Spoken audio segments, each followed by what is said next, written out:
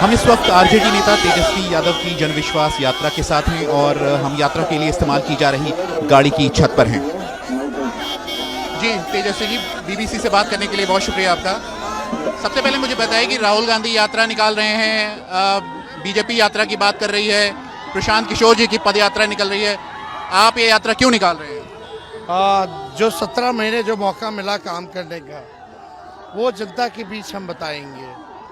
और जिस हिसाब से माहौल है देश में, लोकतंत्र खतरे में है, जिस हिसाब से संविधान खतरे में है, और जिस हिसाब से बीजेपी जो है सारे कॉन्स्टिट्यूशनल इंस्टीट्यूशंस को हाईजैक कर रही है, पैसों से और सेंट्रल एजेंसियों से डरा धमका करके जो स्टेबल गवर्नमेंट है उनको गिराने का प्रयास किया जा रहा है, रीजनल्स पार्टी को तंग किया जा रहा है, ऑपोजिशन को तंग किया जा रहा है, उस बारे में हम बताने जा रहे हैं। और हम ये भी कहना चाहते हैं कि जो हमने काम किया है, जो असल मुद्दा है, मुद्दे की बात होनी चाहिए।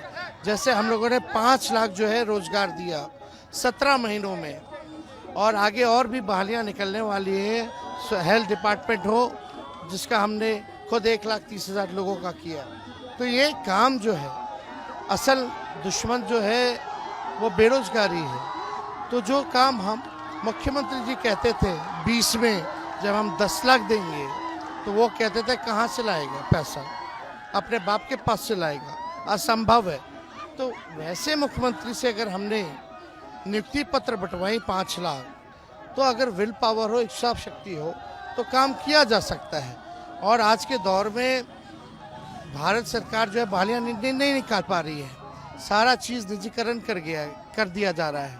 तो लोगों में गुस्सा है, तो अपनी बात को हम जनता के बीच कहेंगे, और नेता को तो जनता के बीच रह के संवाद करना चाहिए। नहीं, आप विपक्ष के महत्वपूर्ण नेता हैं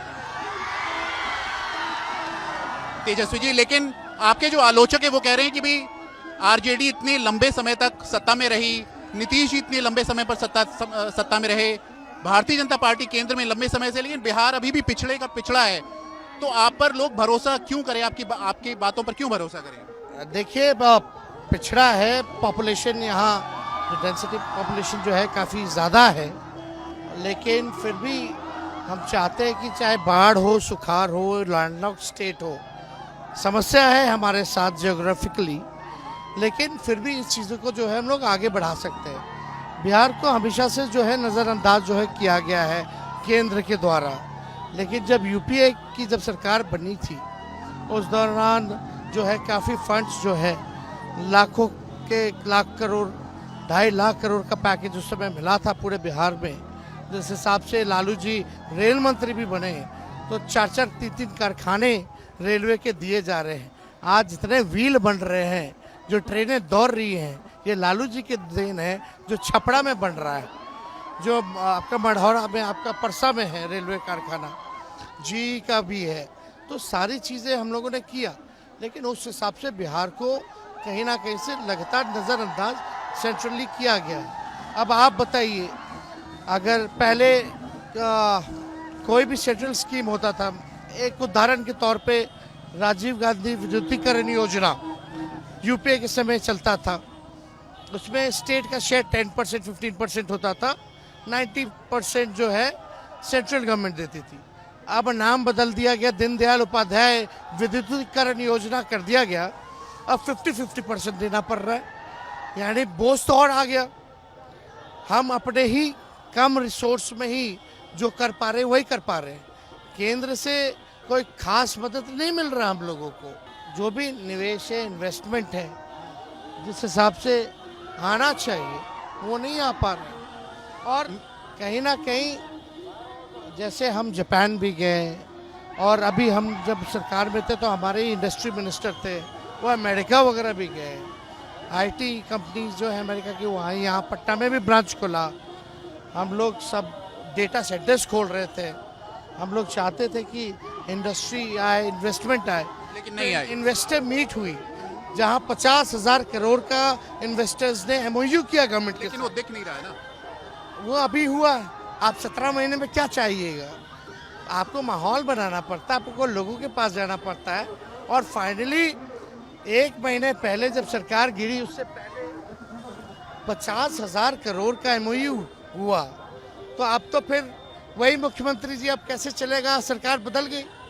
चलिए, तो मुझे बताएं कि अब चुनाव क्योंकि आने वाले हैं, बिहार की भूमिका कितनी महत्वपूर्ण होगी, खासकर लोकसभा चुनाव के जो नतीजे यहाँ से आएंगे, बिहार कितना महत्वपूर्ण है, क्योंकि यहाँ पर जो आपको एक बात रीजनल समझना दल पड़ेगा, हैं जी, साउथ में बीजेपी नहीं है और नॉर्थ बिहार, अब आप अगर नॉर्थ इंडिया देखें तो बिहार ऐसा राज्य है जहाँ बीजेपी अकेले आज तक सत्ता में नहीं आ पाई है और ना ही बीजेपी का कोई चेहरा है यहाँ। और बीजेपी सबसे ज़्यादा अगर कंफ्यूज है नॉर्थ इंडिया में कोई भी डिसीजन लेने में तो बिहारी है। तो ये ताकत हम लोगों की रही है, क्योंकि बिहार जो है समाजवादियों का घर रहा है।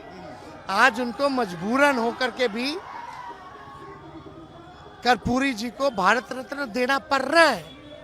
वही लोग भारत रत्न दे रहे जो लोग कर्पूरी जी को गालियां देते थे, भद्दी भद्दी गालियों से नवाजते थे। वही लोग भारत रत्न दे रहे जिन्होंने कर्पूरी जी के सरकार को गिराया था, जनसंघ के लोग, जो भाजपा के लोग हैं। तो ये माहौल बना है यहाँ बीजेपी को जाति आधारित गणना में भी हाँ बोलना पड़ा है।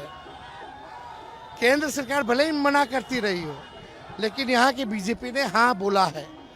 तो ये ताकत है बिहार की।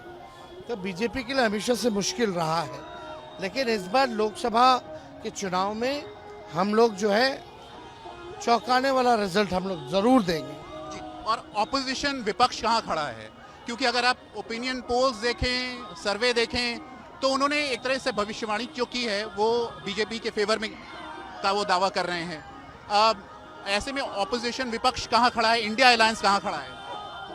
देखिए, बिहार से इंडिया अलायंस की शुरुआत हुई और नेचुरली अगर महागठबंधन की बात करें तो यहाँ कांग्रेस भी है, लेफ्ट भी है, अभी से नहीं बहुत पहले से। तो हम लोग बहुत ही मजबूत हैं यहाँ। और 2020 में भी तो वो लोग लड़े थे साथ, नीतीश जी, बीजेपी के लोग, आपके मांझी जी, कुशवाहा जी, सब लोग तो एक थे। फिर भी मात्र बेईमानी के बाद 12,000 का ही डिफरेंस था। नहीं तेजस्वी, लेकिन आलोचना इंडिया अलायंस की कि चीजें बहुत स्लो हुई हैं, साथ में आने का ये जो कार्यक्रम रहा बहुत धीरे से रहा। एक मंच पे बहुत सारे जो इंडिया अलायंस के नेता पहली बार अगर जवाब दे तो मेरे को लगता है जो 3-4 राज्यों में जो चुनाव था उस वजह से कांग्रेस के नेता जो है उन चुनावों में बिजी हो गए। ये एक बड़ा कारण रहा थोड़ा लेट होने का। लेकिन फिर भी हम लोग अगर एक थे, बातचीत चलती रहती तो भी इतनी लेट नहीं थे कि हम मुकाबला नहीं कर सकते। लेकिन अभी भी हम लोग सक्षम हैं कम्युनल फोर्सेस को रोकने में।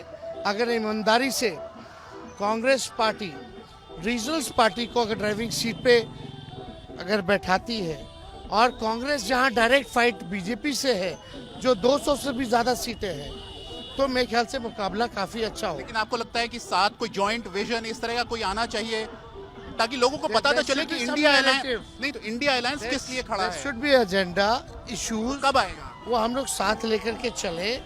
वो हम लोग मेरे ख्याल से कब आएगा, लोगों को कब पता चलेगा? अलग अलग राज्यों का गठबंधन की बातें चल रही है, वो हो रहा है, फाइनलाइज हो रहा है। हमको लगता है कुछ दिनों में जो है हाजिर है। बस एक सवाल और। लेकिन बिहार में तो क्लियर है। ईडी का समन्स आया है, आरोप लगे हैं करप्शन के, उसमें बीच में ये चुनाव यात्रा चल रही है। वो जब आप अच्छा काम कर रहे हो तो समझ जाना, अगर ईडी समन भेज रही हो, सीबीआई बुला रही हो, तो आप अच्छा काम कर रहे हो। एक बस आखिरी सवाल, नीतीश जी के साथ अभी संबंध कैसे हैं, खासकर जो एक्सपीरियंस रहा आपका? देखिए, वो बुजुर्ग हैं, अब उनका जो फैसला रहा वो फैसला उन्होंने लिया, लेकिन अपनी छवि को वो धूमिल किए फैसले से। लेकिन हमारा हमेशा सम्मान रहेगा, बुजुर्ग है, अभिभावक है। लेकिन बस तेजस्वी, अगर बीजेपी 2024 का चुनाव जीतती है, विपक्ष आपके हिसाब से कहाँ खड़ा होगा? मेरे ख्याल से अगर जीतती है तो हम लोग सब लोगों को और भी सोचना पड़ेगा, वरना देश हाथ से निकल जाएगा। सोचना ही नहीं पड़ेगा, बल्कि हम लोगों को मजबूती के साथ इसका सामना भी करना पड़ेगा। अपने अपने ईगोज को छोड़ना पड़ेगा। और हम तो शुरू दिन से कह रहे हैं एवरी पार्टी जो ऑपोजिशन में है, अगर बीजेपी को हराना तो ईगो को दूर करो और सैक्रिफाइस जितना कर सकते हैं आप कीजिए।